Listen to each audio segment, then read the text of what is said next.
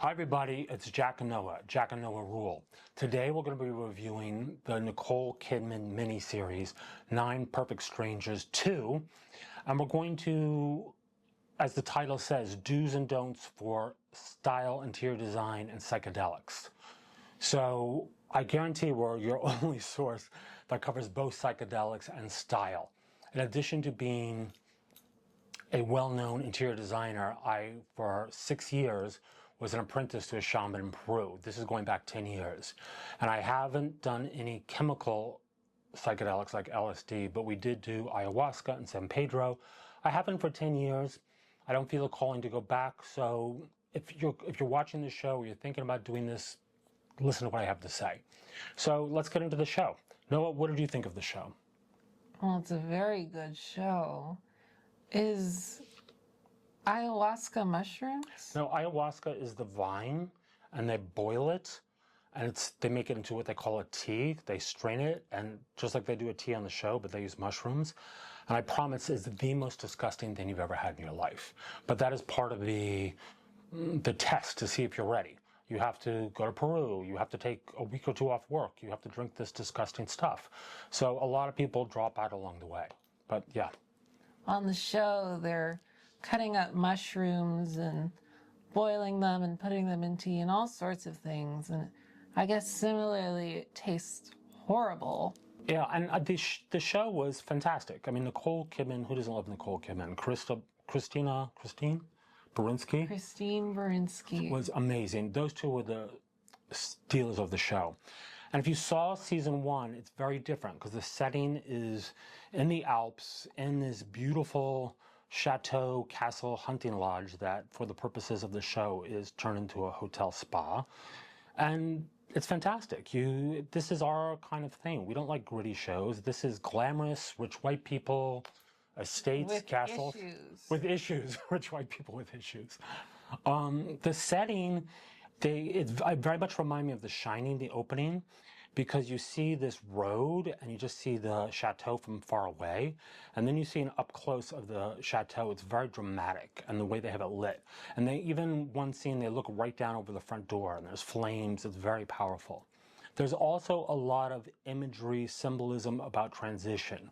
So to get up to this chateau, you have to go on the funicular, and then you go across this incredible walkway, skywalk. And this is actually a real skywalk at Hallstatt in the Alps, in this beautiful village. I've been a lot of places in the Alps, but I have yet to be there, and I very much want to go. And they even at some point have a guest arrive by helicopter, and then another guest at another point goes through this stone-carved tunnel. So there's a lot of symbolism of transitions. Did you get that about different states? What were your thoughts? I mean, it was very well filmed. I did not get the transition part. I was very attuned to that. And even they had what do you think of the interiors? I thought they were spectacular. They were beautifully set. So they had these interiors that some were sets and some were different locations of real historic properties. Very luxe, very historic, but freshly done up. And then they had Nicole Kidman, whose character is this shamanic mystic, and she was staying on the property, but she stays in these very modern kind of chalets, boxes up on the hill. And in fact, the interior of her space is very clean. And I thought that was a deliberate stylistic choice to show that she, supposedly who's further along, and her spiritual journey has less baggage, and the clean space represents that, and the more traditional space represents people who have more baggage. And what did you think of the plot and the twist? Were you surprised? Well, Nicole Kidman's character of Masha was very well done in that she's very clear and particular and concise. And then she has her assistant, who is her little foil to make her shine even brighter. Foil is the word to use. Foil is the right word. That's perfect. And no spoilers, of course. So let's go. I think I shared with you, I've done the apprentice thing. Again, I've been done it for a long time.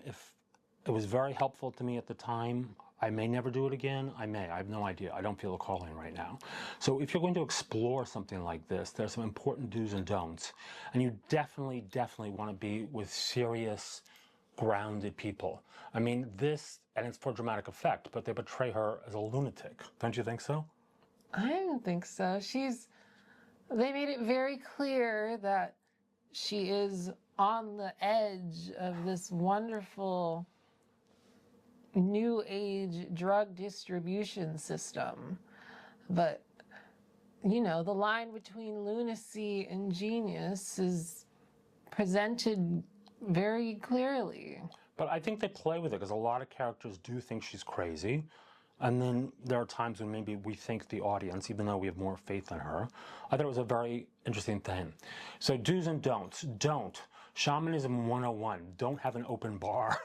They're in this beautiful hotel, and the night before they're going to do this first ceremony, everybody's drinking. Like, you absolutely don't do that. One of the things you have to do, I know I had to do, is no medications, very strict diet, no prescription drugs for 30 days prior to doing that. And so if you're going to explore this, please look into cleaning yourself out. And it was just ridiculous. It was funny, it was good for the show, but it's ridiculous. The setting is very important, because if you do these sort of ceremonies, you do this sort of therapeutic work, you're really opening yourself up.